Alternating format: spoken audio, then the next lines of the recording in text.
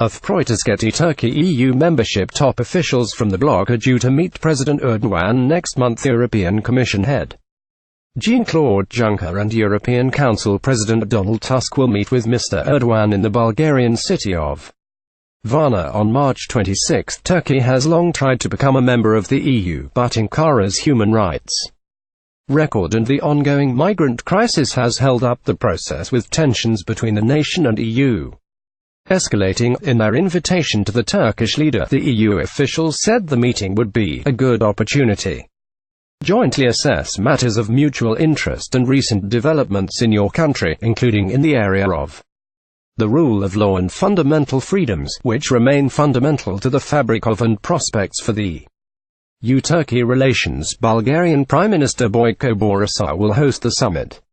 Bulgaria has voiced its support for Turkey to join the bloc, insisting that stopping membership talks is not in the EU's interest. Today's announcement comes despite a souring of relations between Brussels and Ankara, with President Erdogan sparking up several bitter public rows with member states including Germany, the Netherlands and Austria. Formal EU accession negotiations started in October 2005 and have repeatedly stalled. The Turkish government has previously expressed its desire to become part of the bloc, though relations have been fraught since Mr. Erdogan saw off a failed attempt to unseat him in 2016. Hundreds were killed in the attempted coup, and in the weeks and months that followed, tens of thousands of soldiers, officials and members of the judiciary were locked up.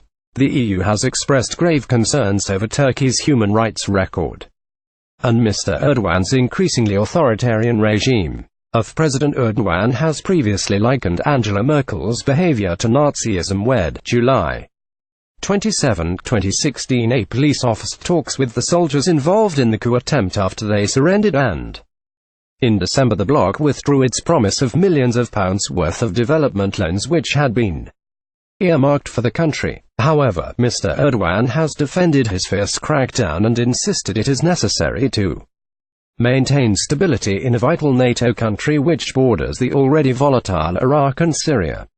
And despite their differences, Turkey remains a key partner for the EU in dealing with the ongoing migrant crisis, particularly with resettling refugees fleeing conflict in the Middle East.